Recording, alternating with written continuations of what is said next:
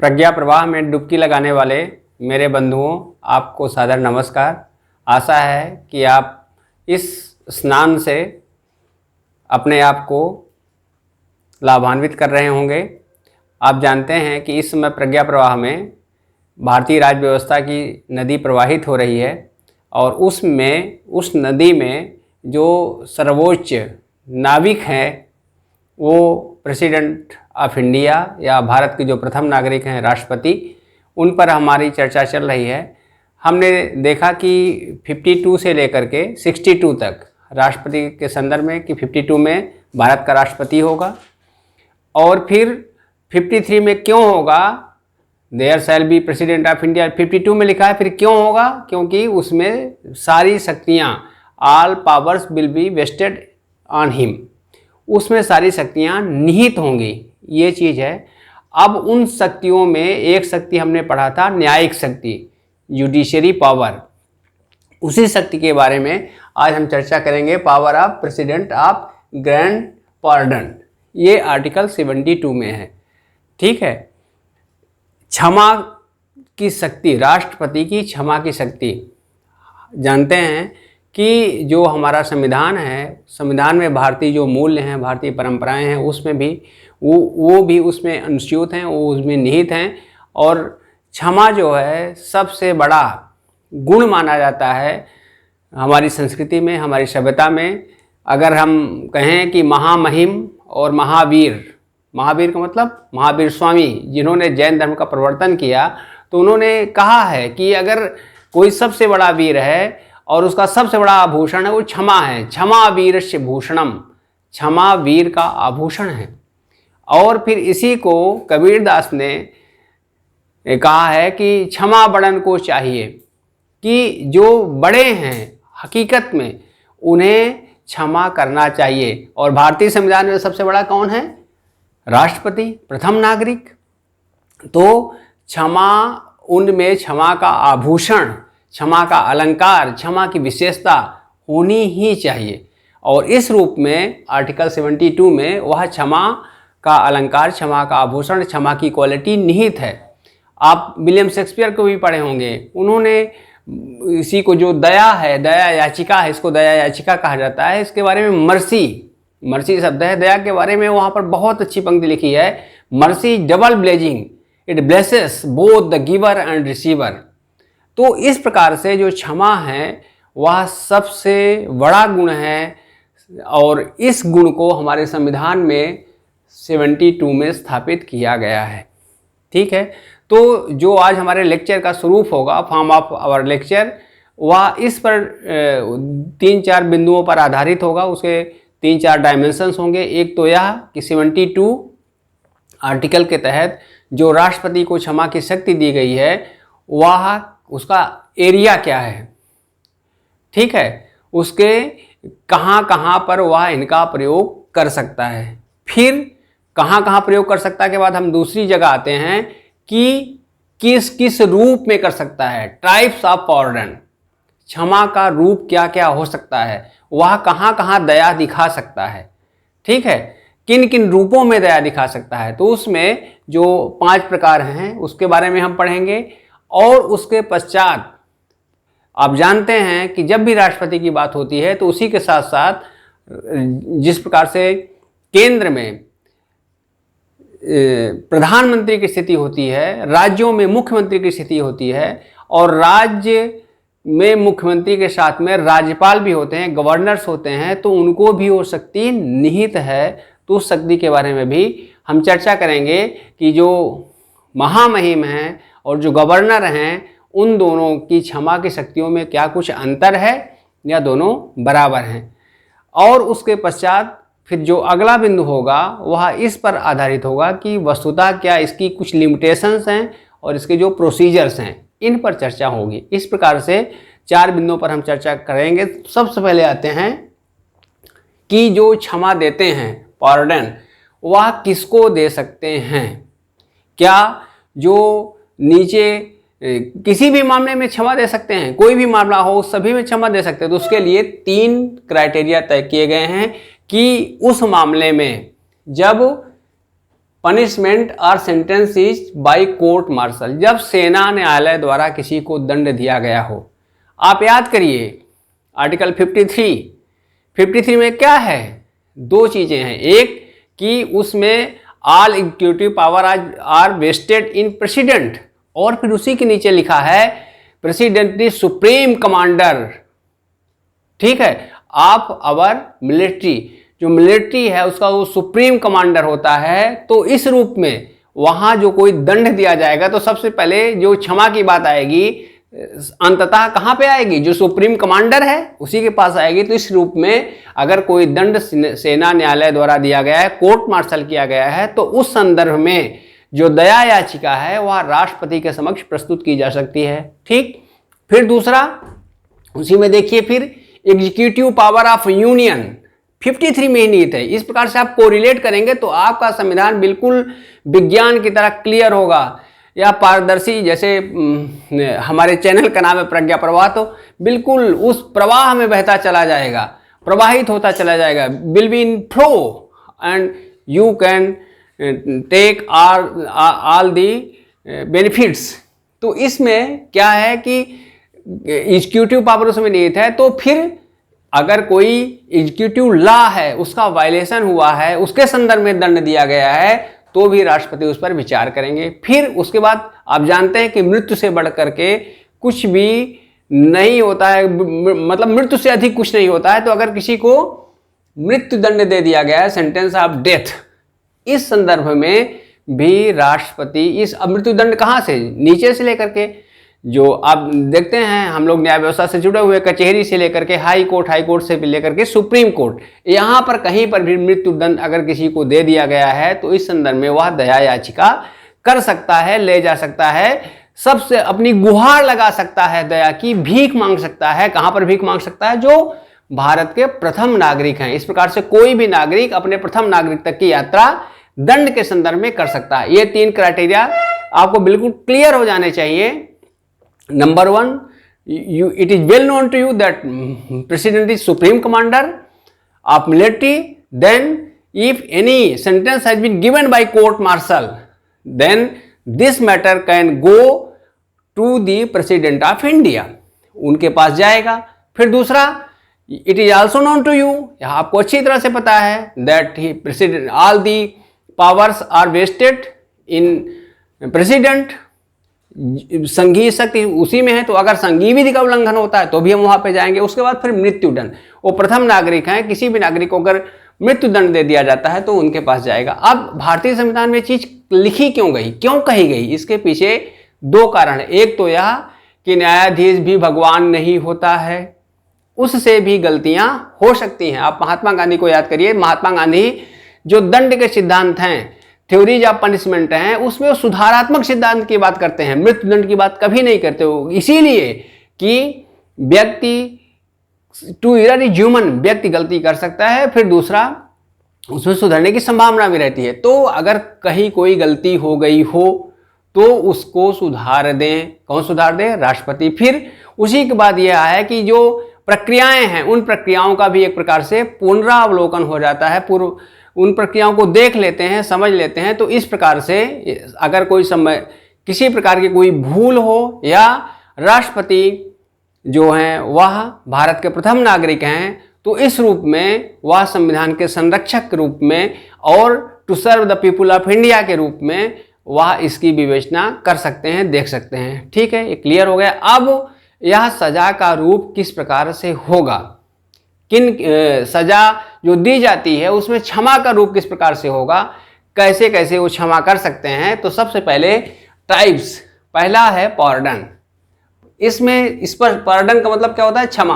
क्षमा का मतलब क्या हुआ, क्षमा का मतलब यहाँ पर एक तो क्षमा यहाँ पर सभी के बारे में है, दूसरा यहाँ पर पार्डन की जब बात आती है तो हम जब किसी को क्षमा करते हैं तो क्षमा करने का अभिप्राय क्या हुआ कि संपूर्ण रूप से क्षमा कर देना। जैसे महात्मा बुद्ध ने अंगुलमाली को उसकी गलतियों के लिए क्षमा कर दिया, जैसे शरणागत आया तो ठीक इसी उसके बाद वो भूल गए कि उसने कितने लोगों की हत्या की थी, क्या किया था, कितने लोगों को मारा था, कितने पाप किए थे, सब भूल गए। ठीक इसी प्रकार से यहाँ पर भी पार्डन का मतलब है कि completely removal of all sentences, मतलब जितने भी प्रकार के उसको दंड दिए गए हैं संपूर्ण रूप से उनसे उसको मुक्त कर देना, संपूर्ण मुक्ति, सजा से मोक्ष। जैसे भक्त को भगवान के द्वारा मोक्ष की प्राप्ति हो जाती है, कर दी जाती है, दे दी जाती है, उसी प्रकार से राष्ट्रपति के द्वारा उसको सजा से मोक्ष दे दिया जाता है, सजा से मुक्ति मिल जाती है। इस रूप में सेंटेंसेस, मतलब कोई दंड विधान दिया गया है, जैसे सपोज करिए डेथ सेंटेंस है तो उससे मुक्ति, पनिशमेंट कोई दंड है, और फिर डिस्क्वालिफिकेशन कोई अपात्रता उसके ऊपर ला दी गई है कि नहीं तुम यहाँ नहीं जा सकते या इस ऑफिस में नहीं बैठ सकते। इस प्रकार की जितनी भी अपात्रताएं हैं वो सारी की अपात्रताएं उससे हटा दी जाती हैं। ठीक है, तो इसमें मतलब एक प्रकार से समझिए कि सजा से शून्यता की स्थिति हो जाती है, शून्य। ठीक, क्लियर हो गया। फिर दूसरा क्या है, commutation, punishment for a lighter form. Commutation का, अब म्यूटेशन जानते हैं, म्यूटेशन में क्या होता है, क्वालिटी चेंज हो जाती है, गुण चेंज हो जाता है। ठीक है, इस प्रकार से समझिए कि गुण, एक आप जानते हैं कि दो प्रकार की चीजें होती हैं, एक होता है क्वालिटेटिव और दूसरा होता है क्वांटिटेटिव। क्वालिटेटिव में क्या होता है, उसकी क्वालिटी में परिवर्तन हो जाना। किस प्रकार से क्वालिटी में परिवर्तन हो जाना, जैसे कि हमने दूध है, दूध को हमने जमा दिया तो दही बन गया, उसकी क्वालिटी क्या हो गई, चेंज हो गई। फिर दही से भी मक्खन निकाल लिया। इस रूप में क्या ये किस प्रकार का चेंज होता है, क्वालिटेटिव चेंज होता है। आप साइंस में पढ़ते होंगे केमिकल चेंज, फिजिकल चेंज, तो यहाँ पर क्या है, केमिकल चेंज हो रहा है, रासायनिक परिवर्तन हो रहा है, क्वालिटेटिव चेंज हो रहा है। मतलब जो सजा का स्वरूप था उसकी क्वालिटी में चेंज हो जाना। जैसे मृत्यु दंड है तो मृत्यु दंड की क्वालिटी कैसे चेंज होगी, मृत्यु दंड की क्वालिटी में चेंज नहीं हो सकता कि नहीं अब उसको फांसी के द्वारा दिया जाना है तो गोली मार दो, ये क्वालिटी में चेंज हुआ नहीं, क्योंकि क्वालिटी उसकी मरना ही है। क्वालिटेटिव चेंज ये होगा, म्यूटेशन ये होगा कि मृत्यु दंड है तो आजीवन कारावास हो जाए। ठीक है, या आजीवन कारावास है तो और सजा कम कर दी जाए, कठोर कारावास है तो कठोर कारावास को किस रूप में, कठोर कारावास को मृदु या जो है उस रूप में और कमतर रूप में कर दिया जाए, परिवर्तन कर दिया जाए। ठीक है, तो इस प्रकार से इसमें जो होता है वह क्या होता है, कम्यूटेशन में पनिशमेंट फॉर अ लाइटर, देखिए लाइटर फॉर्म, उसको मृदु रूप में कर देना, कोमल रूप में कर देना, कम कर देना। और यह जो कम किया जा रहा है या उसकी प्रकृति में परिवर्तन, चेंज इन द नेचर, ये कीवर्ड है, it is the keyword of commutation. In this process the nature of punishment is changed. ठीक है, मृत्यु दंड है, डेथ सेंटेंस है तो वह आजीवन कारावास में हो जाएगा, कठोर कारावास है तो मृदुल कारावास में हो जाएगा, इस प्रकार से। ठीक है, फिर अगला है रिमिशन। रिमिशन क्या होता है, reducing the period of sentence. अब ये देखिए यहाँ पर क्या था, यहाँ पर नेचर में चेंज होता है और यहाँ पर नेचर में चेंज नहीं होता है बल्कि टाइम में चेंज होता है। क्वालिटी में चेंज नहीं होता है, क्वांटिटी में चेंज हो जाता है। मतलब 5 साल की सजा है तो 2 साल की हो जाएगी, 2 साल की सजा है तो 1 साल की हो जाएगी। लेकिन अगर कठोर कारावास है तो कठोर ही रहेगा, मृदु कारावास है तो मृदु ही रहेगा। ठीक है, फिर अगला है रिस्पाइट। रिस्पाइट का मतलब क्या है, इसमें है लेजर सेंटेंसेज। मतलब रिस्पाइट में परिस्थितियों को देखा जाता है, परिस्थिति बहुत बड़ी चीज होती है। अब जैसे कोई व्यक्ति अपंग है, ठीक है, अब उसको आप सश्रम का कठोर कारावास दे दिए। कठोर कारावास में कह दिया गया कि नहीं अब तुम चलो हल चलाओ, या आप उसको याद करिए जो शोले फिल्म है कि चक्की पिसिंग पिसिंग पिसिंग पिसिंग। ठीक है, तो जेल में चक्की पिसिंग पिसिंग, अजय के हाथ, जिसको हाथ ही नहीं, हाउ ही कैन पिसिंग, अगर हाथ ही नहीं तो कैसे पिसिंग।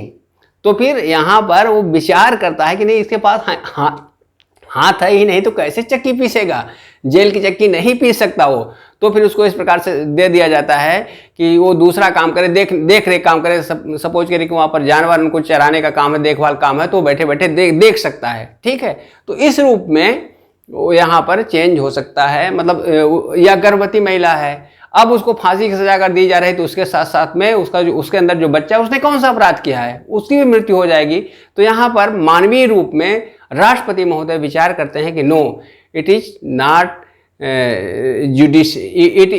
जुडिशियल प्रोसेस, यह न्याय नहीं है, यह जस्टिस नहीं है, और इस रूप में वह उसको उस सज़ा को दूसरे रूप में कन्वर्ट करते हैं।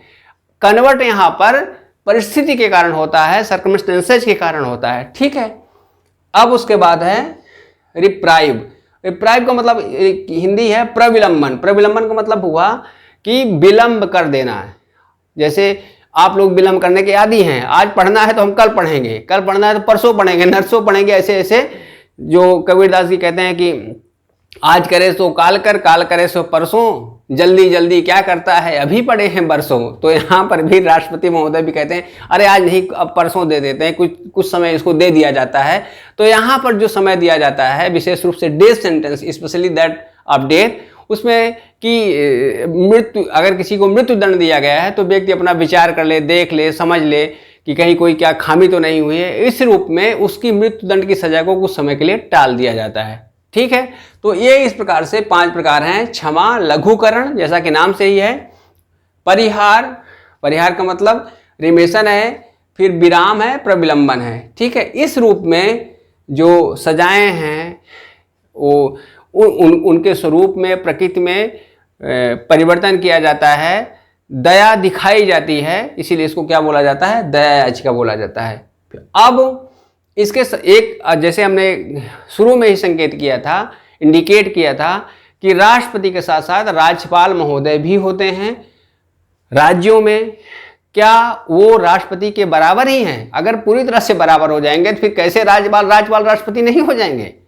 उसमें अंतर है। एक तो अंतर, जैसे राष्ट्रपति की तरह वो सुप्रीम कमांडर नहीं होते। जब सुप्रीम कमांडर नहीं होते तो सेना के मामले में उनकी कोई दखलंदाजी नहीं।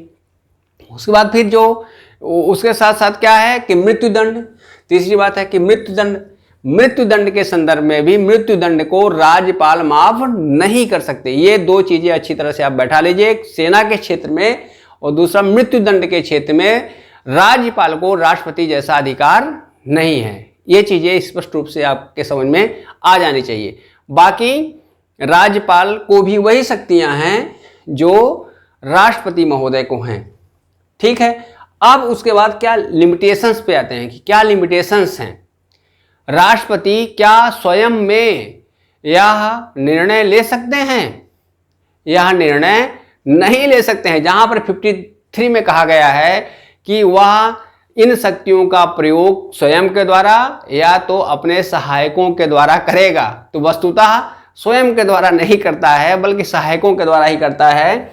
जब भी राष्ट्रपति अपना हाथ खोलते हैं तो 74 आ जाता है। आर्टिकल 74 वह अनुच्छेद है जो राष्ट्रपति को पकड़ लेता है, राष्ट्रपति को जकड़ लेता है। वो स्वतंत्रता पूर्वक काम नहीं कर पाते हैं। 74 क्या कहता है कि राष्ट्रपति की सलाह और सहायता के लिए aid and advice there will be council of ministers. मंत्रियों की एक परिषद होगी, मंत्रिपरिषद होगी जिसका हेड प्राइम मिनिस्टर होगा, वह उसी की सलाह के अनुसार काम करेगा।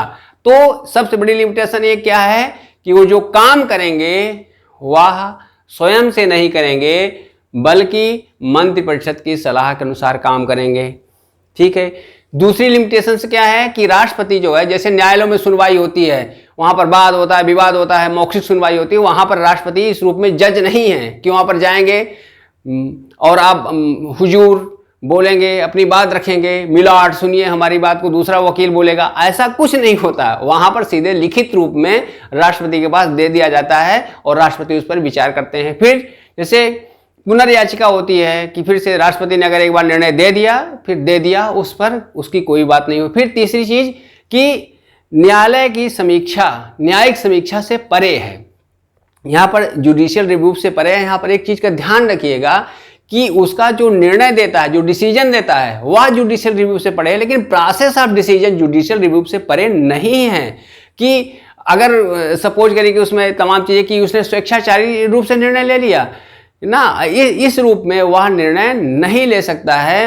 अभिप्राय यह है कि राष्ट्रपति भी एक निर्धारित प्रक्रिया का, निर्धारित मान्यता का, निर्धारित मानकों का जो स्टैंडर्ड्स हैं उनको फॉलो करेगा, बिना उनके वह डिसीजन नहीं ले सकते हैं। और इस रूप में जो सुप्रीम कोर्ट है, व्याख्याकार के रूप में इस प्रकार का एक मैटर आया था जिसमें सॉलिसिटर जनरल कहे कि नहीं सुप्रीम कोर्ट को कि आपको इसको देखने का अधिकार नहीं है, तो सुप्रीम कोर्ट की जज ने पूछा कि नहीं है, ये कहाँ लिखा है? तो फिर उन्होंने कहा कि नहीं, इस पे तो संविधान मौन है, कि जब संविधान मौन है तो इसकी व्याख्या कौन करेगा, इसका एक्सप्लेनेशन कौन देता है संविधान का व्याख्याकार कौन है, who is explanatory body of constitution? तो कहे मिलाड आप है, तो कहे हम व्याख्या कर रहे हैं ना कि उसकी वो निर्णय की हम समीक्षा नहीं कर रहे हैं, लेकिन प्रोसेस ऑफ डिसीजन मेकिंग की हम समीक्षा कर रहे हैं और इसकी समीक्षा करने का अधिकार हमको है। तो इस रूप में ध्यान रखिए, बैठा लीजिए मस्तिष्क में कि डिसीजन की न्यायिक समीक्षा नहीं हो सकती, लेकिन प्रोसेस ऑफ डिसीजन मेकिंग की न्यायिक समीक्षा हो सकती है। ठीक है, ये चीज क्लियर हो गई। अब उसके बाद फिर क्या प्रोसीजर है, किस प्रकार से प्रक्रिया दया याचिका की बढ़ती है। सपोज करिए कि किसी कोई मैटर है, अभी काफ़ी चर्चा में आया था निर्भया के संदर्भ में, निर्भया का जो मामला था उस संदर्भ में राष्ट्रपति के समक्ष दया याचिका गई थी, तो उसमें क्या क्या हो सकता है, किस प्रकार से वो प्रक्रिया आगे बढ़ी होगी, सोचिए। तो जो प्रक्रिया है कि सबसे पहले आप जैसे फिर हम 74 पे आते हैं। 74 समझिए कि आत्मा है प्रधानमंत्री और राष्ट्रपति के बीच में, मंत्रिपरिषद और राष्ट्रपति के बीच में, और यह हमेशा आपस में, इसलिए 74 को हमेशा दिमाग में रखिए। तो 74 के तहत मंत्रिपरिषद की सलाह पर राष्ट्रपति के पास वह जो दया याचिका है, पार्डन रिट है, वह आएगी। फिर राष्ट्रपति उसको क्या करेंगे, राष्ट्रपति उसको किसको भेजेंगे, ऐसा नहीं कि डिसीजन दे दिए, राष्ट्रपति उसको होम मिनिस्ट्री को भेजेंगे। ध्यान रखिएगा, होम मिनिस्ट्री को भेजेंगे, और होम मिनिस्ट्री क्या करेगी, होम मिनिस्ट्री उसको संबंधित राज्य को भेजेगी। कहाँ का मैटर है, उत्तर प्रदेश का मैटर है तो उत्तर प्रदेश भेजेगी। जैसे यहाँ का जो मैटर था दिल्ली का था, तो निर्भया के संदर्भ में, तो वहाँ पर जाएगा, और उसके पश्चात फिर वहाँ से जो फैक्ट्स हैं वो फैक्ट्स आएंगे, और उस फैक्ट्स के आधार पर जो सेंट्रल है, मंत्रिपरिषद है, वह निर्णय लेगी और राष्ट्रपति उस पर अपनी मुहर लगाएंगे। ठीक है, यह इसका प्रोसेस है। सबसे पहले 74(1) जो बताएगा कि मंत्रिपरिषद इस संदर्भ में विचार करना चाहती है दया याचिका के संदर्भ में, वहां पर गया। उसके पश्चात फिर होम मिनिस्ट्री को उन्होंने भेजा, होम मिनिस्ट्री संबंधित राज्य को भेजेगी, संबंधित राज्य से रिपोर्ट आएगी, रिपोर्ट मंत्रिपरिषद के समक्ष रखी जाएगी, उस पर विचार होगा, और फिर अंत में डिसीजन दे दिया जाएगा कि हमको क्या करना है, क्या नहीं करना है। ठीक है, अब इन संदर्भों में कुछ तथ्य देख लीजिए। तथ्य कि सबसे ज्यादा जो दया है, दया याचिका किन्होंने निपटाई, किसने सबसे ज्यादा माफी दी।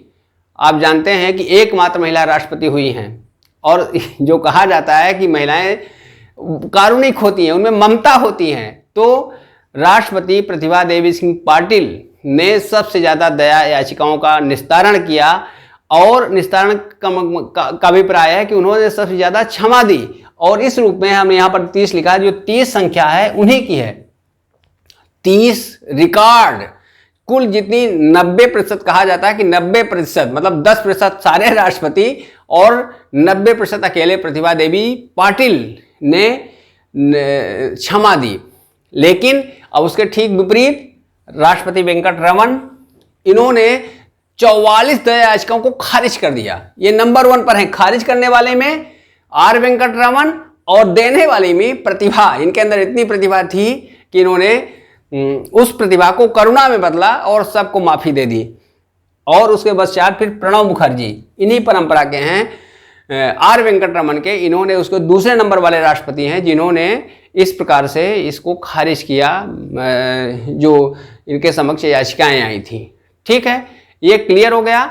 आपने इसमें समझा कि हमने जो राष्ट्रपति महोदय के संदर्भ में अनुच्छेदों में चर्चा की थी 52 to 62, 52 to 62 के बाद फिर आ जाता है 10 नंबर और 10 अनुच्छेदों की आप यात्रा कर लीजिए। 72 पे आते हैं। 72 में सीधा 2-3 चीज़ें पूछी जाती है। एक तो कि क्षमादान की शक्ति किस में है, 72 में है, किन किन क्षेत्रों में क्षमादान कर सकते हैं मैंने स्पष्ट कर दिया।